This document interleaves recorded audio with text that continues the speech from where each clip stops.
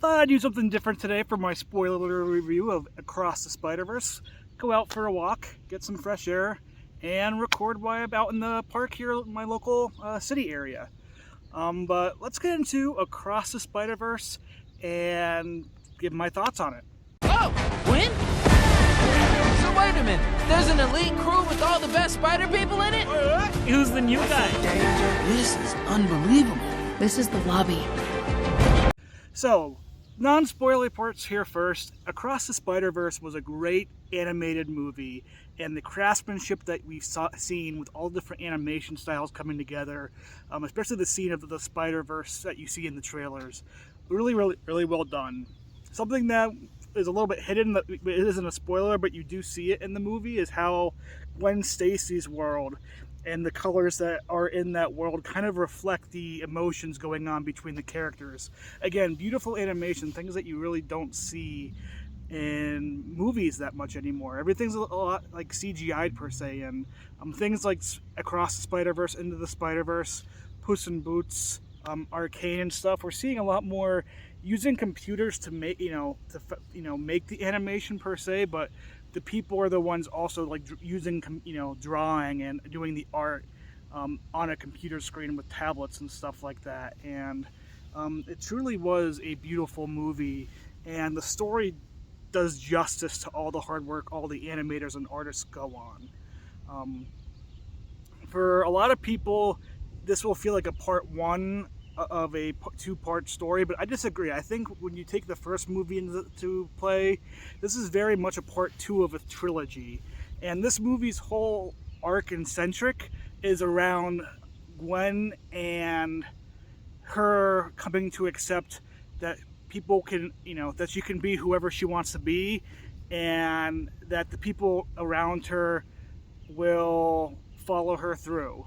It's a very similar type arc for Miles Morales as well. Both Miles and Gwen you see in the first act are struggling to talk with their parents or describe with their parents that they are a Spider-Man or Spider-Woman and what that may mean overall. And I feel like the way the movie ends gives a whole huge character arc to both Gwen and to Miles in a way that just, it's a very good movie. Now, let's talk into spoilers now. So here we go, spoiler time. The ending of this movie was just chef's kiss. The original crowd I've seen it 3 times now. Twice, one Thursday, one Friday, and on IMAX on Saturday. This had a gasp, people wondering, why did you leave off there? What's going to happen? And I think that it was just really well done in that aspect. I think, for some people, I know there's some people I've talked to who say they felt cheaped out, that they felt like they cut out the third act of this movie, but really the third act of the movie was Miles escaping the Spider-Verse realm where he was being held captive, and him and both Gwen going back to what they felt were their home worlds and telling their parents and accepting, hey, you are my parent, I am Spider-Person, and I need to be honest with you, and I hope you'll be honest and good with me. And it turns out in both cases, both Gwen and Miles did a really good job of that. The difference being, Miles went to the original universe that his spider was in originally, and that's where I think the spot element and the spoiler element of Miles was never supposed to be Spider-Man, I thought was actually handled really well. It's going back and rewatching it, you see all of the hints of it throughout, even the first movie, that something was maybe off with that, but how they tied that into this movie was just superbly done. And when that realization comes, you're not surprised, but you're also not fully ready for it overall. And I think that it just was a very well done twist, and seeing what Miles Morales was like in the world where his father died instead of his uncle, and seeing that dark turn, I think it leads to a really interesting commentary plot, both at the end of this movie as well as the Beyond the Spider-Verse, which should be coming next year.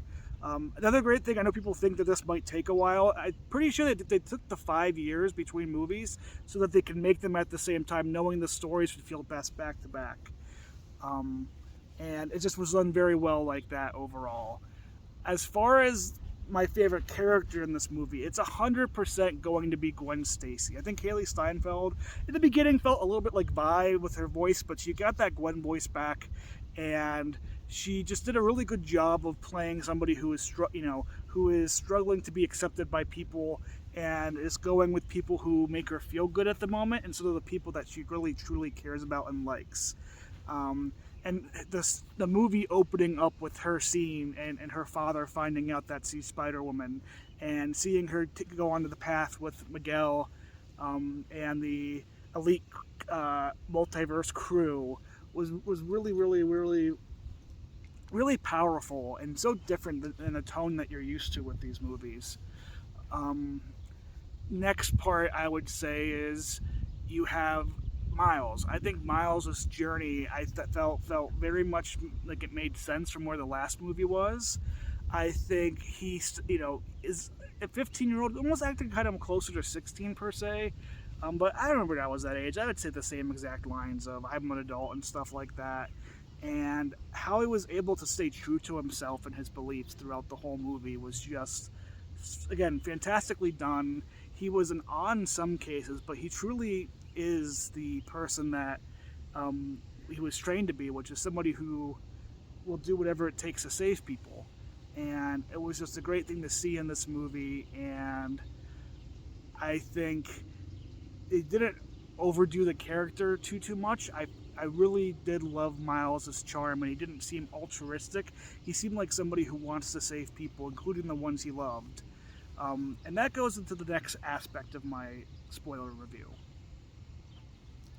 The commentary that this movie had on the canon world and how if some events don't happen, your universe collapse per se in terms of Spider-Man, I think is interesting because we look at superhero movies and a lot of different type of movies. It doesn't have to be superhero movies. A lot of movies have similar 3-act structures, have similar journeys for characters and stuff like that. And this movie was able to take that very generic cliche type thing and turn it into a actual story beat and story point, and in something that is you're just able to relate to. You're able to be like, if there's a difference between you as an audience member knowing what that journey is going to be like, but seeing how people who would be on that journey react to it. Do you accept that and accept that that's the best for everybody? Do you make the change and you try to save everybody at once? It reminds me of the Wrath of Khan, movie of Star Trek. For all the geeks out there, of Spock saying the needs of the many outweigh the needs of the few, or the one. The needs of the many outweigh the needs of the few, or the one. And how that struck Kirk in that movie and leading into that own trilogy. Definitely here you have it in full effect, and I love that Miles is somebody who is not going to accept that. Is not going to accept that their story is written for them, and that the story can change. And again, it was just a really good message in this movie. It was really well done between Miles and Gwen's character. And the scene when she goes back and she realizes her father is not captain anymore, and that, yes, stories can change, opens the eyes of the world of possibilities for everybody in this universe. I think seeing Miles save, India's police officer, police chief, and the girl, so that the Indian Spider-Man can save his girlfriend. Again, you see kind of the beginning of that wasn't supposed to happen, but I thought Miles' reaction to it, the reaction to everybody else around there was really, really well done. It's tough to tell people who save somebody that you're doing the wrong thing, and it feels so right. And this movie captures that so well throughout. The next step that I think this movie did really, really well was the overall scene between Miguel O'Hara and Miles Morales. Starting it off with both of them speaking Spanish, I think was just something that was really cool and really smart overall. And I think that we're moving into trying to make them relatable to each other was really well done. And I get Miguel's thing. Seeing his backstory, that was something that was also with this child and wanting to be in a universe with them, I think was also super well done, and made him into a villain that isn't a true villain. I think Jess Drew in here was just a fun kind of side character. I wish we got to see, maybe, because it seemed like months went by, so I'm surprised the baby hadn't came out yet. But then Peter B. Parker with his child, Mayday, I think, again, showing that he was kind of in on all this knowledge, but also that he truly does, he not only does he believe in Miles makes him believe in himself. And the actual type of relationship that he has with Miles, and even in the end of the movie and him joining up with Gwen, you can tell the whole time that Peter is like on the edge of I think Miguel's making sense, he's making points, but man, something about Miles just feels so pure, and he has that kind of fatherly, that mentor connection that was just really, really well done. Finally, I think we have to talk about, when it comes to the spoiler review here, why this one might not compare as well to the first. I would give this movie a solid 9.5 out of 10, but the first movie I felt like was just pure perfection, to where not only the arc for Miles Morales was done well in the first movie, but I think there's arcs for almost all the characters, whether it be the parents, whether it be Gwen Stacy or Peter B. Parker. I just think that the first movie was overall was able to do everything just a little bit better and a little bit more fluid. I think this movie here, watching it back, the biggest area where it struggles is going to be in that first act. It really feels like it takes a long time to get going, which still works. The movie does build off of that and does good for that, but it definitely is hurt every now and then of being okay, I want this to progress further. And I think for some people, that ending being very cut, end of dry, you have all the musical beats, everything tension-wise is rising. So whenever you get an ending like that and you're just I feel like I'm left out, I can understand why this wasn't, why this could leave some people upset at the end of the theater. But overall, this is my favorite movie of 2022 so far.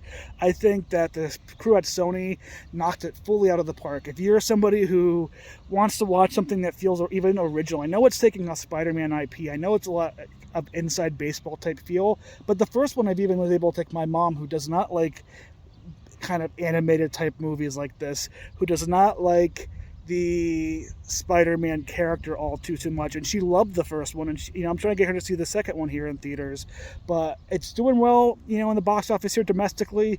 It wasn't made for that expensive. It was only $100 million to make, compared to the 200 plus million most superheroes get made for nowadays. It seems to have be a big hit, a cinema score, over 120 million in the box office this opening weekend in America.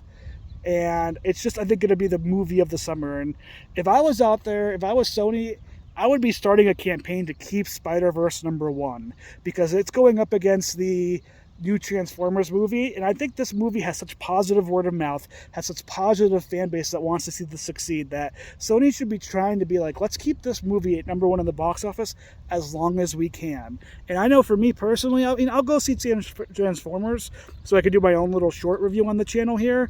But I am going to 100% see this movie again this weekend in hopes that we can keep it high up in the box office and we can tell people these are the type of stories we want to be told. But that's my spoiler thoughts on Across the Spider-Verse. I'll see you guys next time, and tell me if you like this format or anything. But until next time, adios.